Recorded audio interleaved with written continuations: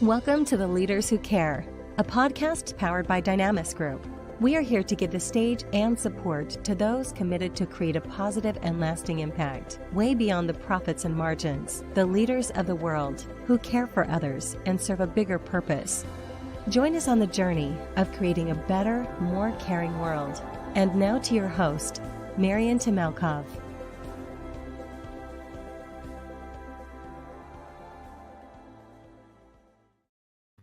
Happy Friday, dear audience. Today we have the honor and privilege to be joined by a great leader and entrepreneur who is a philanthropist and entrepreneur, award-winning serial software, finance, and social impact entrepreneur for more than 20 years. And we'll be having the opportunity to speaking to him about some of his lessons and best practices when it comes down to business, but also how can we take care while we're growing our business. And I have the privilege to welcome Arnaud Saint-Paul. Arnaud, thank you so much for joining us today. Thank you, Marianne, to have me. I'm very thrilled to have this conversation. Well, Arnaud, there's a lot of questions I would like to ask you, but first of all, how did it all start? What was on your heart? Is there a predefined path, or how did you really arrive to where you are today? It's a vast question. It started a long time ago, I guess, when I was born. As you look upon how the life is coherent throughout the past, and to bring you to this now moment, it's actually quite amazing how harmonious it can be. And in my case, if we want to locate the tipping points. I guess when I was 13, I had a inner awakening, and which brought me to a quest of trying to answer in any way, shape, or form I could the eternal question, "Who am I?" And which led me to visit and study the different religions, philosophies, and practices. And so to figure out what it is to have this human experience. That did not stop me in getting into finance and technology and creating startups around the world and Silicon Valley in Europe. And but I guess about 10 years ago, my focus started to really become a single expression, the one what is that helps me wake up every morning and is worthy of the time and effort and resources I can allocate to in this lifetime, right? Because we only have one day, one moment, and every moment has to be worthy of our attention. And for me, it translates into helping people open their heart to themselves, because I believe this is not only the best thing I can do to myself, but also help society to reach. And that's the biggest systemic change I can do or help foster as a social impact entrepreneur.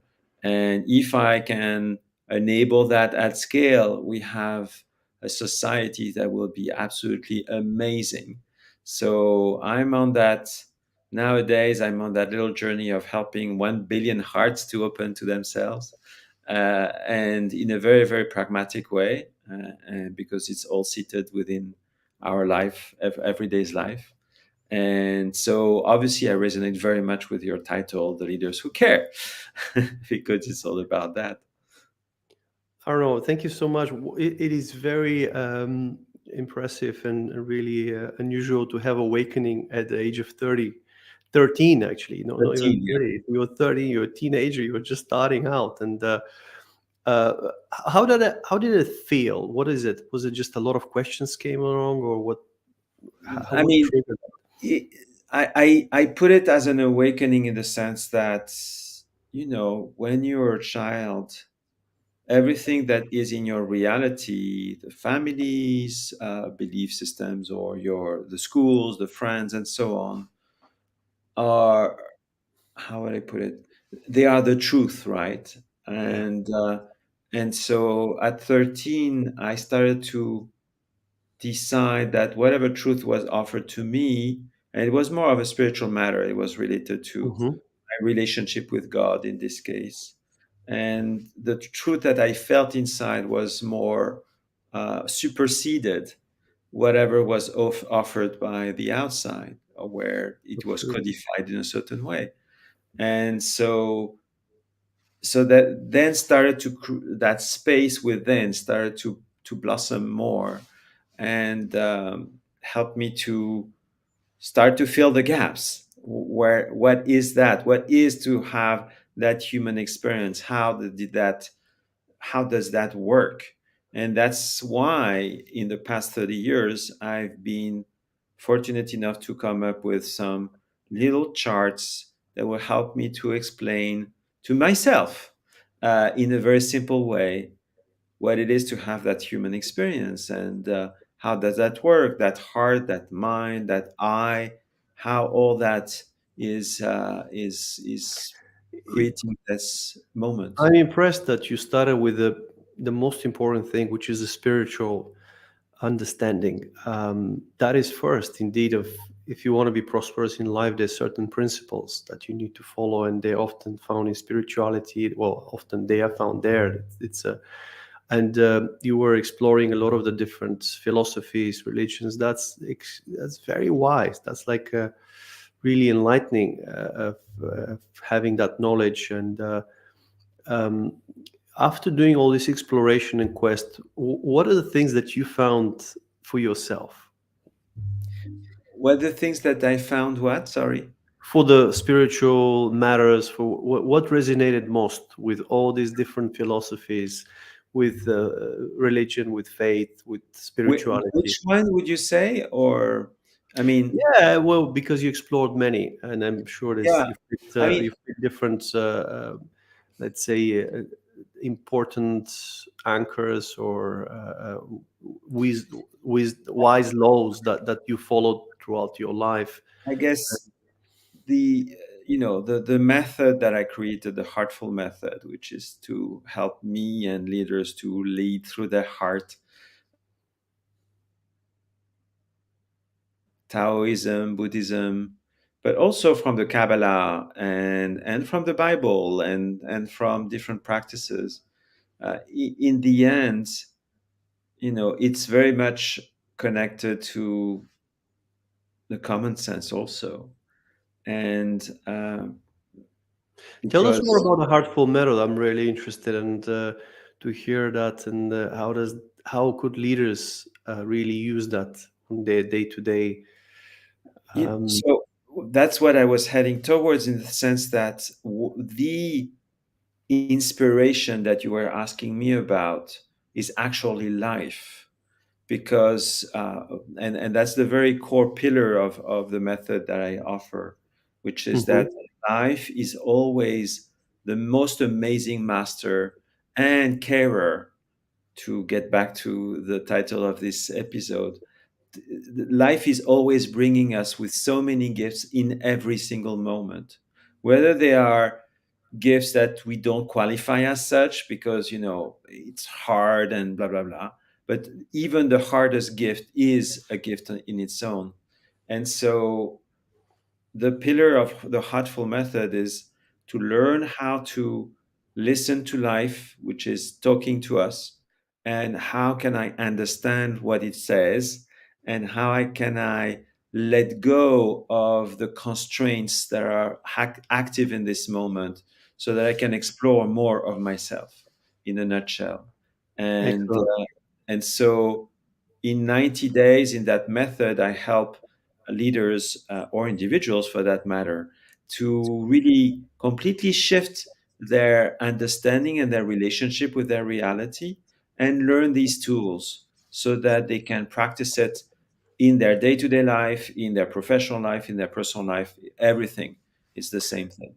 This is very interesting because our own experience shows us that if the leader is thriving, everyone feels that. In other words, their team, their family, the community. So in many ways, we want to take care of the leaders who actually care, but even the ones who want to find out what works for them, they may not always be there, but they care. Care makes a difference. It really works, and that's what you're saying. In 90 days, you could make a profound difference. Um, how do you define harmony? What's So, very good question. Harmony is the ultimate state of coherence. So, harmony from a musical standpoint is a symphony, for instance, Mhm. compared with a cacophony, which is a lot of different instruments that are not organized, structured into a coherent alignment, right? Mhm. So, harmony is alignment, it's coherence, it's a flow that is so organized that there is a beautiful continuity across the different events, sounds, whatever vibrations we're talking about here. And it's also love. It's unconditional love. It's therefore caring and kindness and a lot of different things like that. So, but it is also the contrary of it. Paradoxically speaking, it seems that for harmony to exist, there is a need of a chaos because it's or cacophony. One cannot exist without the other, and overall, both together are still in harmony as well. So, in other words, it's I'm trying to help people to become the captain of a sailing boat and who learn how to live with the flow, within the flow, in harmony with the flow, because we are part of it.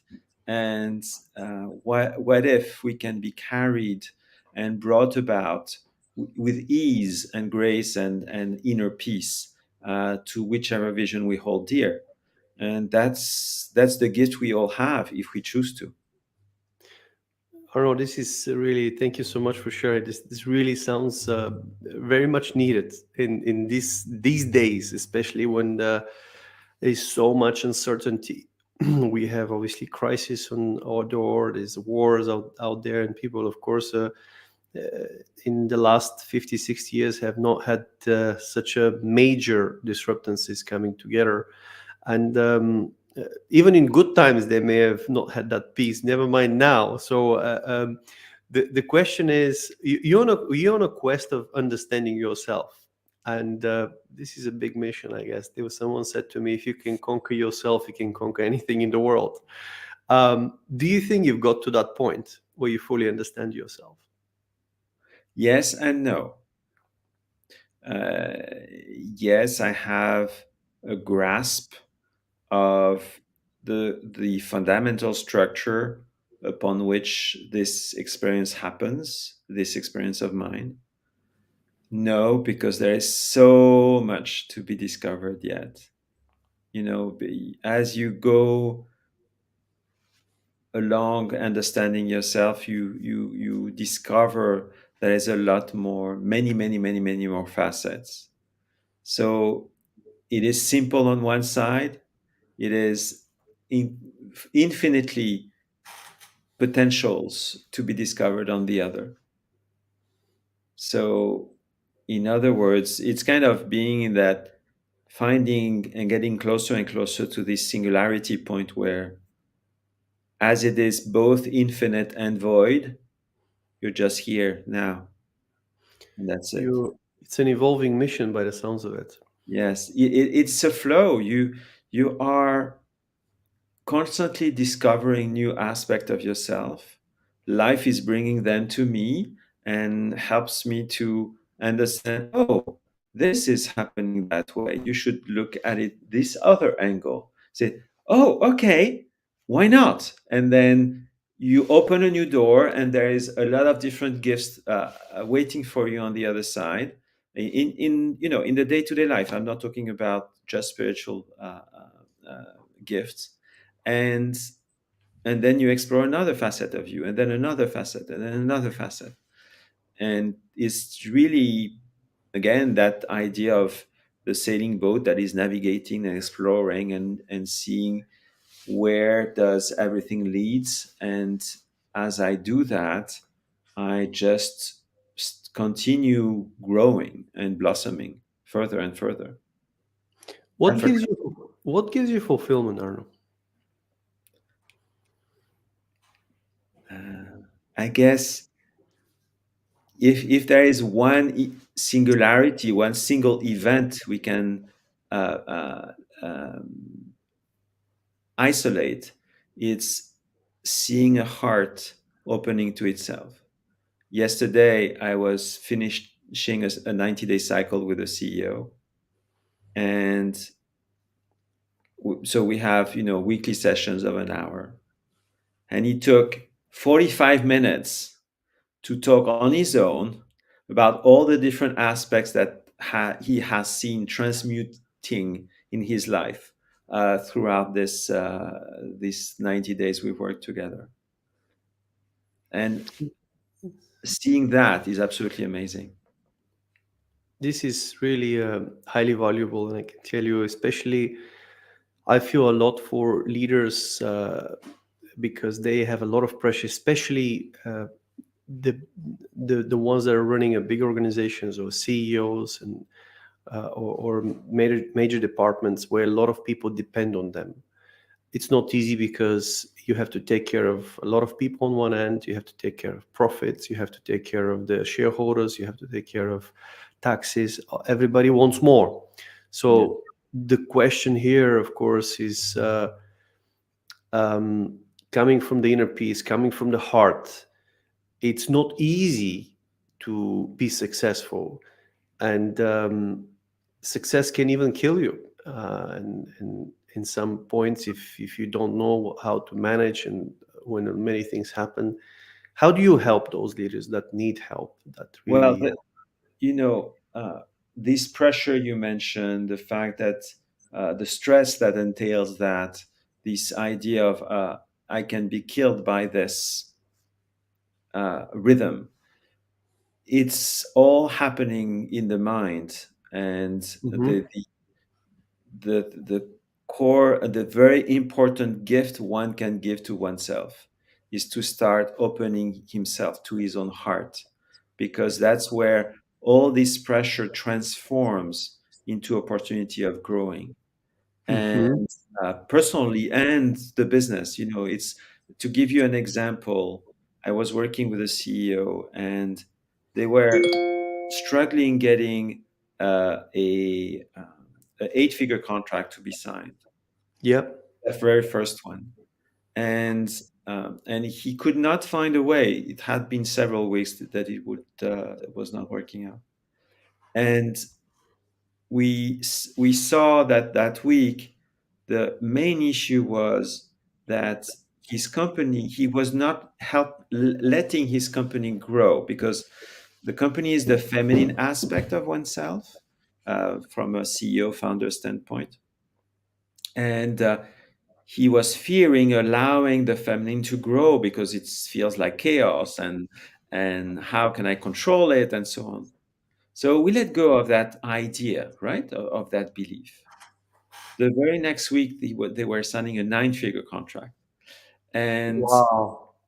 this, so all of a sudden, what felt as a pressure, as a challenge, was actually an opportunity to grow and let life bring about the solutions.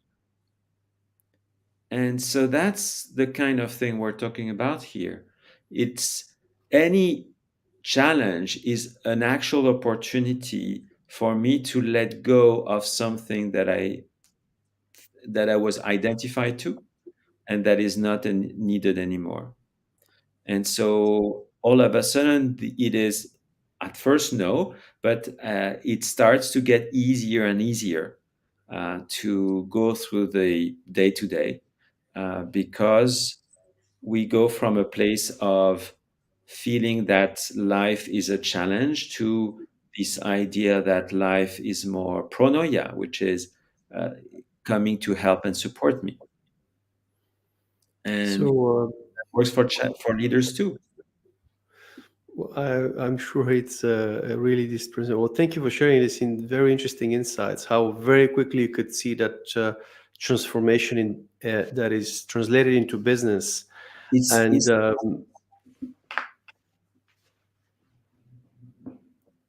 please go ahead. it's instantaneous, so it happens right away. When we're doing it the right way, in any Wow. case. Is that when you talk about Tapuat and heartfelt leadership, it's really uh, it, what should they? Where do they start when they're really feeling that something is not right? They can't sleep. They just have that exceptional stress, because you're advising and telling here that you can have instantaneous relief if they follow certain principles. Apart from obviously reaching out and getting your book, what's something they can do on their own? Oof, that's vast. I mean, the thing is, it's for everyone have the capacity to recognize that they are kept within a certain pattern, right? Mhm. So just to start becoming aware that there is a pattern at play, meaning something, a situation or type of situation that is happening again and again and again throughout time, in that case. So becoming aware of that helps to release some of that pressure. The next step is uh, maybe if you have the capacity to push an internal pause button and finding that awareness that I just mentioned, and then maybe from another venture point, allowing themselves to see how could that play out in another way, right? And without going into where does that come from and so on, which is a bit more delicate work, uh, just to allow myself to have the space of looking at it from another angle.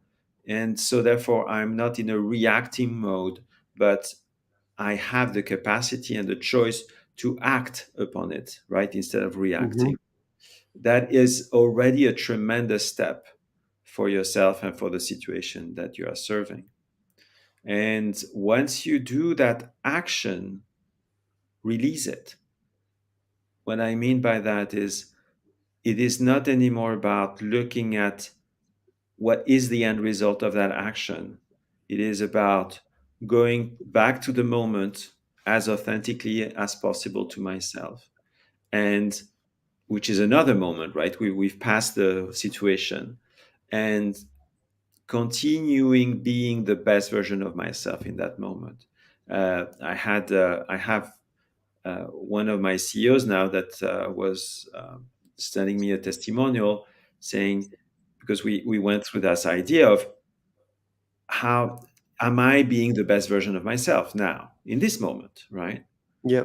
And he was relating, not only does that is a super question, but on top of that, it helped me to sometimes find a still better version of what I could be. And then also I figured out, oh, everybody is looking to be the best version of themselves, even if it doesn't look like it according to me, right? So everything starts to become easier if we allow it and if we choose to. Oh, this is very much starts with us, and we know that's the biggest, one of the most difficult battles, I guess, well, not to be a battle. How do we become like really in the flow and really understanding? But you said it starts with self awareness. Maybe it's good to know what people think of you, how they perceive you, and then just see whether you like that version and what triggers this. And as you said, it's a lot of really things that you can immediately activate on that front. Actually, within the framework I share in my experience, Yeah. there is there is no need of looking to understand how others are understanding me, because the other is a reflection of me always. So in Mhm. other words, every situation is helping me to look at myself and to understand more of myself. That doesn't mean that there is not another. Of course, he is there, right? Sure.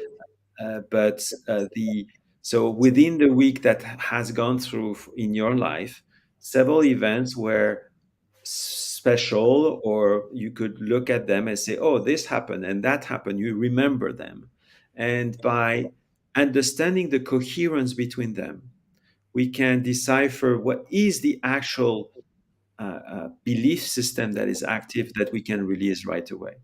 And so, in other words, whatever unfolded, whether it is you renting a car that was not working, or you lost a key, or whatever, or you had a discussion with your partner, they are always a part of you that is telling something to yourself as again, and that Mhm. is looking to become for you to become aware of it, and so that it can be transformed and come back to the fold of who you are.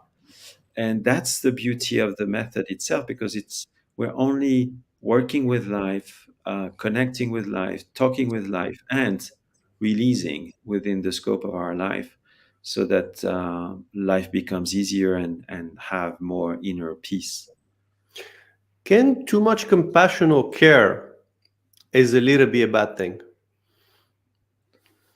I mean, if you go in the extreme of it, it's not necessarily a bad thing. It might You might go beyond your capacity to handle it, right? Ah, that's an interesting way. Why, you can be as compassionate as living from a place of unconditional love as you can. But let's say that you give everything you have, and each time you're doing it, you feel more and more depleted, whether it is financially speaking or internally, etc. Then you are going into the extreme of it, which is not what life wants, right? You are here to be in balance, to be energized by whatever you're doing. If you're not energized, you're going the wrong way. So let's change a little bit our direction, and readjust, I guess. It's a really that's a very nice way of putting this, because I haven't heard that definition in a way. It never. It depends how much you can handle, and you're right. If you do things because you just have to, but you don't feel them, you don't. You actually feel the opposite. Then you probably shouldn't do them. If the heart is not happy and celebrating what you're doing, then um, I always thought about the heart and mind, and use this term cross motivation. In other words, where the heart and mind are not aligned together, and that's a moment where your internal fight happens. And I have seen it many times, and going through some of those moments. How do you get out of that cross motivation? Because we know that, or at least seeing it's not helpful, it's not even healthy. It could lead to many issues and problems in the future if it's not dealt with.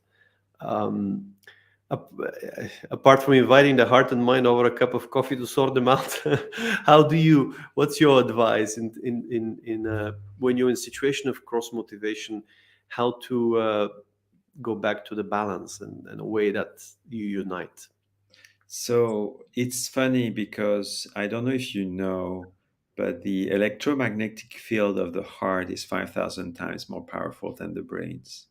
No, no, However, didn't we know that. we insist as a society, as in our everyday life, that the brain or the mind is the only way we are actually interacting with reality, with the world, which it cannot be further from the truth.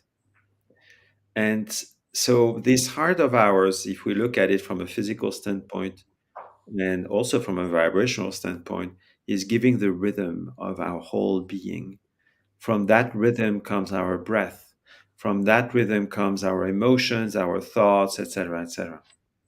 And we have the presumption of believing that these thoughts of ours are the only thing that actually makes sense, and that they should be, are so identified to them that we completely disconnected ourselves, from the very core of our very essence, which is our heart and love and so on. Now, to your question, one thing that we can choose in such situations, if we can, because it's not necessarily easy at first, is to completely surrender. It may feel out of reach, but to have the ability to be really authentic to yourself and say, okay, I am in that pickle here where I'm not sure where to go, right? Is it left or right? Which one is right? uh, to maybe feel one method would be to surrender to life, where you can say, okay, show me the way, right? And it can happen in many ways. The sign that helps you to lead you to the right place. That's one way. Another that might be more accessible is one where you are able to take a few minutes for yourself.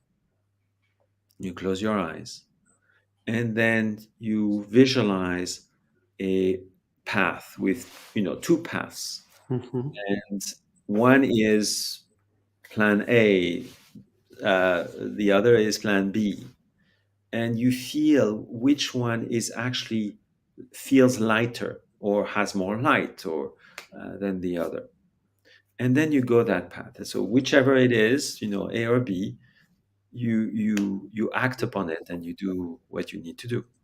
And that is another way to tap into another aspect that you may not be accustomed to, that is always leading you to the perfect place. No questions. It may not be the actual result you were expecting in the first place, but that's another matter. There are other reasons for that. And so, yeah, there are many other techniques, but this is a good one. Thank you, Aaron, for sharing those two techniques here. You've been really helpful, and by explaining and writing the book.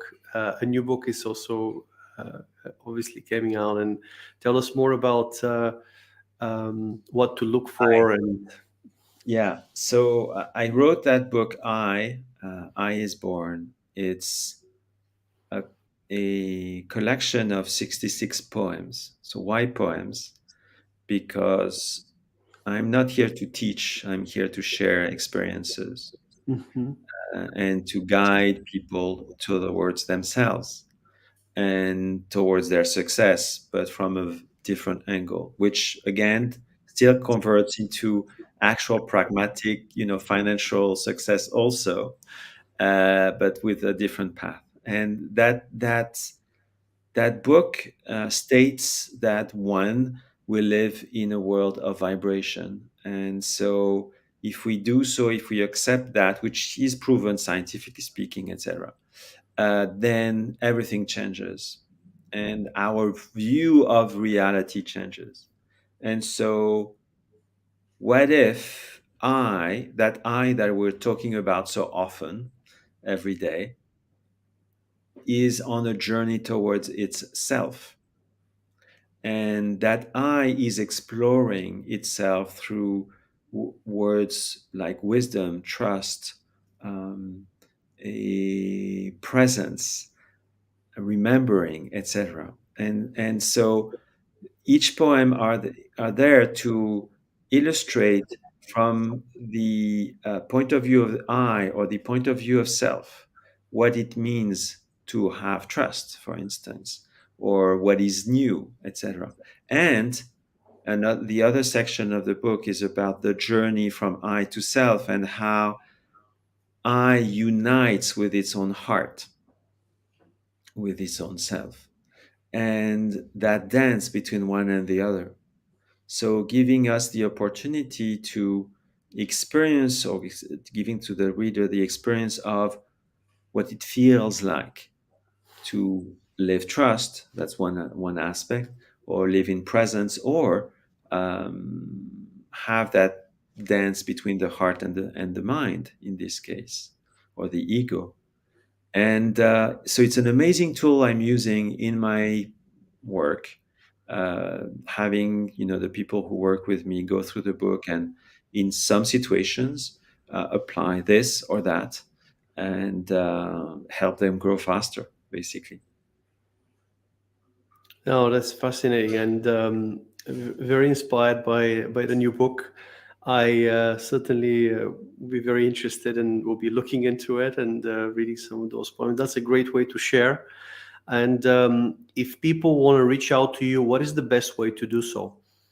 So about the book, if they go to tapuat.com/I, tapuat.com/I, there is the whole information about the book. The website is tapuat.com, Tapuat, which is a Hopi word. Hopis are Indian American tribe. It means eternal rebirth, so it's very much tied to what we are about here. And yeah, and then on all social media, on LinkedIn. On LinkedIn every week, we have a free session called Who's, a weekly harmony online session, and where we discuss about time, about ego, about these things. So we're there to help and support caring leaders and social impact leaders to help them grow as much as we can. Well, really honor your work, Arno. So thank you for really doing that. What is your hope for more brighter, more caring future? What is? I love your analogy of when you close your eyes, you see that vision and so many different paths. What would be a path you would choose? Very good question. I guess for each and every one of us to be ready to love more and more of ourselves. That would be my wish. Well, thank you so much for taking the time, Arno. It's been a really pleasure and honor to have you sharing all these insights. And we got also plenty to cover from your book and website. And wish you a very successful rest of the year. And Thank blessings go you out to you and too. your team. Thank you very much. Thank you, Arno.